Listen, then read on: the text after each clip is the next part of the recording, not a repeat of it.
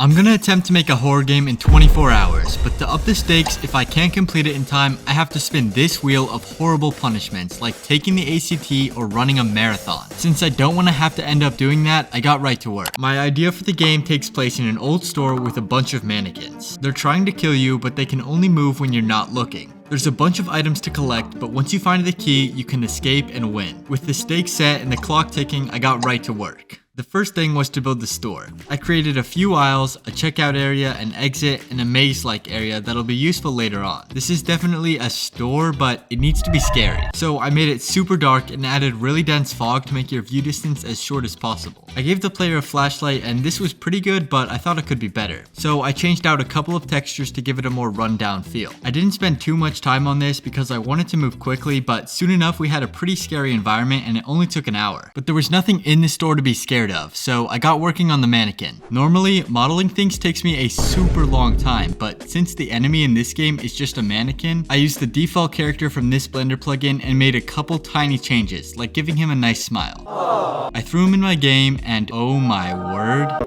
I downloaded a walking animation and tried to get him to follow you, but I think he got possessed or something. For some reason, the navigation AI was detecting the wall as a place where it could walk and the floor as a place where it could not walk, so he just wouldn't move. Like any good problem solver, I kept banging my head against the wall, trying the same thing over and over until one time, it worked. Now the enemy would follow you around the entire store, and this alone gave the game a super eerie feeling. But of course, he's not supposed to follow you if you're looking at him, so let's fix that. Basically, if the mannequin is detected in the player's view, it would cause him to stop. But sometimes if you got too close, he would be able to move even when you were looking at him. So I added a failsafe area right in front of you that also froze the enemy, so you could get really close to him without him moving. I also made it so that he would move to right outside your render distance even when you were looking at him. This meant that if you lost sight of him, it would take only a couple steps forward to find him standing right there. After this, the whole moving while you're not looking turned out pretty good. And if he does happen to catch you, it doesn't do anything yet. But don't worry, I'll add a jump scare at the end. With the mannequin and the map done, it had been about 4 hours, but there was still a lot to do. So I got to work on the next step, which was adding items. I opened Blender and created models for a key, batteries, a sledgehammer, and a video camera. I really suck at modeling, so even though the models weren't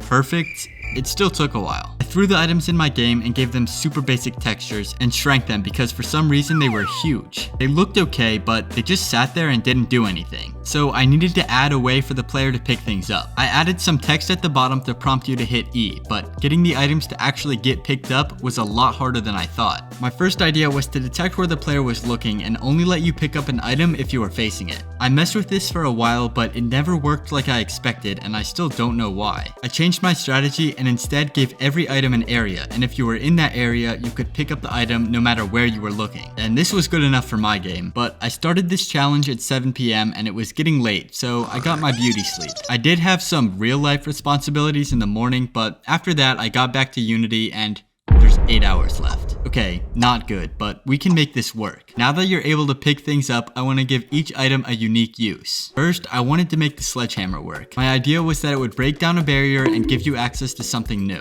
I added a super basic swing animation that played whenever you clicked. It worked, but you could hold the flashlight and the sledgehammer at the same time. So I added a simple inventory system that allowed you to switch through your items by scrolling. I took this wooden plank and copied and pasted it a couple times to make a makeshift wall in the maze-like area from earlier. If you swing the hammer while close enough to the barrier, the planks get gravity applied to them. This worked on my first try, and you can tell by the way I'm moving that I'm actually surprised. This never happens. I put the key to escape behind this wall, except this key doesn't actually do anything, so we should fix that. The key's use is simple. If you get to the exit with it, you win. I made an extremely basic windscreen that showed up whenever you reached the door. With the key done, I moved on to the batteries, and these were also really easy. Picking these up automatically recharges your flashlight, and I got these working in only a couple minutes, but once they were done, there was only one item left, and I was putting this one off for a reason. I knew the video camera would be the hardest item to add by far, but now I had no choice but to get to work on it. My idea for the camera was that you could place it down in front of an enemy, and if they were being watched by the camera, it would make them freeze. I know this might seem overpowered, but I'm planning on having 4 enemies in the final game, so I felt like it was pretty balanced. Anyways, if you're holding the camera and you click, oh.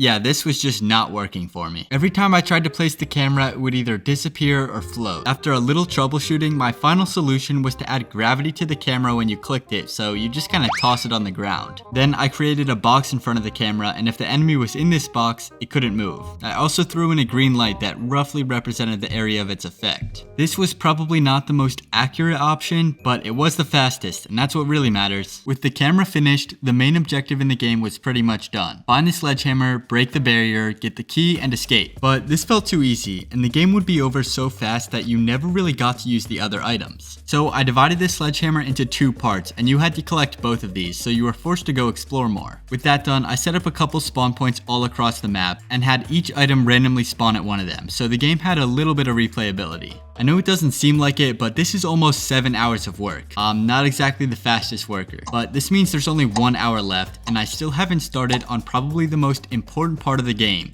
the jump scare. So I got right to work on it. I took this grab animation and tested it out in game, and wow, this sucks. I had to fix it fast. First, I animated the player's view to more closely follow his hand, so it was more like he was grabbing you. I also added a dim light and, as usual, an obnoxiously loud sound.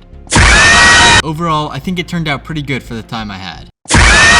After this, my time was unfortunately up, and while everything in the game worked, the game was still missing a few minor things, like the front door being wide open. So I fixed that and added a couple finishing touches, like adding more mannequins. But with that, the game was done, so I tested it out. I'm honestly scared to turn a corner because I feel like that's where I die. Oh my god, that's terrifying. Where is the other half? Oh, here it is. Alright, this is good. I just have to get the— holy shit. And while I did win the game, I went over the time limit and lost the challenge, which means I have to spin this wheel. Okay, I'm really nervous. Some of these are horrible. There is a free pass on here, so that would be really nice. Alright, let's just get it over with. I'm so nervous. And 1 like equals 1 push-up. Okay, I'll take it. I'll take it. Basically, I'll let this video get views for a couple days, and I'll come back, and however many likes it has, I'll do that many push-ups. And if you don't believe me, I'll post proof.